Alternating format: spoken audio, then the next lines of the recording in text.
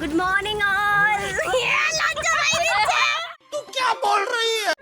Good morning all. আমরা চললাম বোলপুরের উদ্দেশ্যে, বর্ধমান থেকে বেরিয়ে পড়েছি। আমাদের 10 লোককে দিকে সবাইকে এবার দেখিয়ে দিচ্ছি। এটা সাথী, এ অর্ঘ খেতে ব্যস্ত, রাহুল বেচারাকে কাল রাত থেকে ঘুমাতে দিইনি আমি, পরমেশ্বর ফোনটা কই রে? এই তো ব্লগ করছি কেন? আমার ফোনটা কই? সমাপ্তি, একটু দেখাও। রজতে ফোন কই? রজত ফোন করো, মনে আছে এই যে। আগে একটা মিনিট টাইম। আমরা বেরিয়ে পড়েছি। আমরা এখন বেরমো থেকে উদ্দেশ্য দিয়েছি, এই রওনা থেকে উদ্দেশ্য দিয়েছি নয়, সরি একটু। একটু পরে আমাদের আরেকটা বান্ধবী উঠবে বিরাটা থেকে, আলেয়া বলে। এখানে পরমেশ্বর ডাল ছিটতে আরম্ভ করে দিয়েছে। নেক্সট ফ্রেন্ড চলে এসেছে, এক ধারে থেকে হাত নাড়তে শুরু করে দিয়েছে। আমাদের এই যে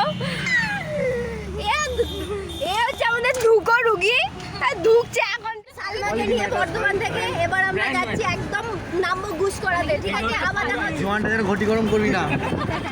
হাই, আমরা ডেস্টিনেশনে পৌঁছে গেছি, কঙ্কালীতলা। সবার অবস্থা খুব খারাপ গাড়িতে, ওখানে তো একজন ঘুমিয়ে গেছে। এখানে চলছে সবজি। তো পরমেশ্বর মায়ের কাছে কি চাইলে একটু বলে দে।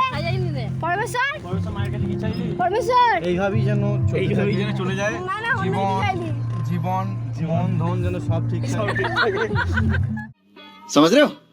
আমরা আমাদের ডেস্টিনেশন কঙ্কালীতলায় চলে এসেছি। এখানে মহাদেবের মন্দিরে আমরা পুজো দিলাম। প্রথমে পুজো দেওয়ার পর মায়ের যে মেন মন্দির সেদিকে আমরা গিয়েছিলাম। মায়ের মেন মন্দিরে এর ভিউটা আপনাদেরকে একটু দেখানো হচ্ছে।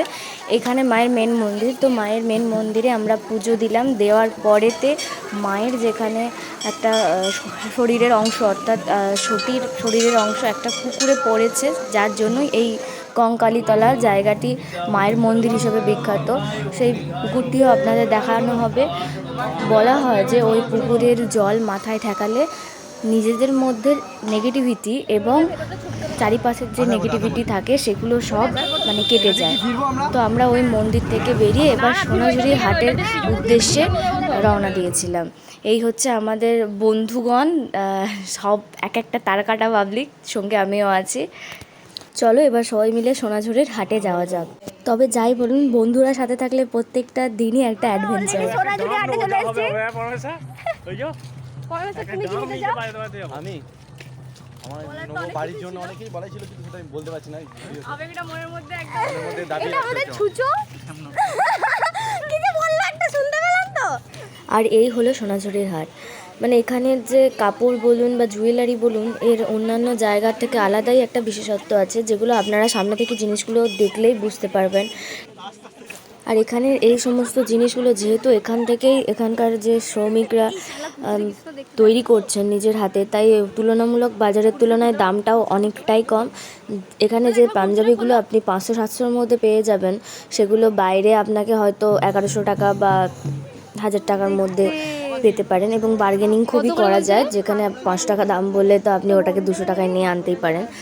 এই যে শাড়িটা দেখছেন, এটা প্রথমে আমাদেরকে দাম বলা হয়েছিল 750 টাকা, সেখান থেকে আমরা কমিয়ে নিয়ে এসেছি 500 টাকায়। হাট থেকে আমরা সবাই বেরিয়ে যাচ্ছি। এখানে কেনাকাটা করার পর সবাই খুব ক্লান্ত হয়ে গিয়েছে। ক্লান্তটা কোনো একটা বড় ব্যাপার না, কিন্তু মেন ব্যাপার যেটা ছিল সেটা সবার খিদে পেয়ে গিয়েছিলো। সেজন্য সবাই একটা রেস্টুরেন্টে গেলাম, যেটার নাম ছিল খড়িমাটি। জায়গাটা খুবই ভালো। তো এখানে বাইরে এবং ভেতরে বসার জায়গা ছিল। আমরা বাইরের জায়গাটাই চুজ করি, কারণ ওখানে বেশ অনেকটা সবাই মিলে বসে গল্প করা যাবে, আর প্রকৃতির মানে মধ্যে খাওয়াটা একটা আলাদাই ফিল আনে। এখানে খেপিগুলো নিজেদেরকে একটু আয়নায় দেখে নিচ্ছে যে সব ঠিকঠাক আছে নাকি। এই যে আমরা এখন খড়িমাটি রেস্টুরেন্টে আছি।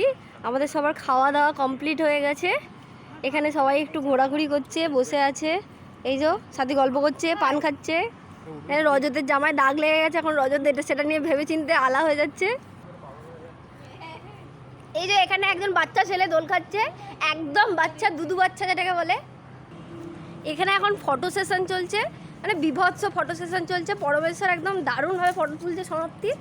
সমাপ্তি পোজ দিতে রেডি একদম। এখন ছবি দেখাতে এসেছে। ওখানে সালমার আলেয়ার ফটো সেশন চলছে। সব তারকাটা পাবলিকগুলো এক কাছে হলে যা হয়, আমি এখানে কিছু বলবো না, আপনারা দেখতে থাকুন।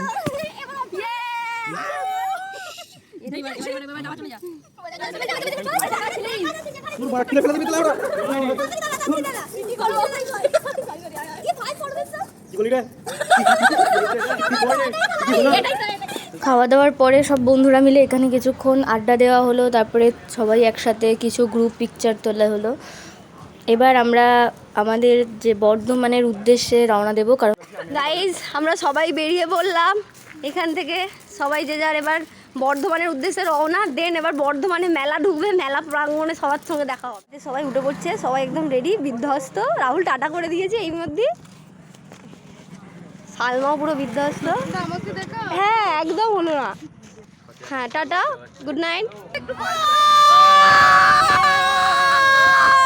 এখন গাড়ি খারাপ হয়ে গেছে, একদম সবাই ব্যস্ত বাগাতে,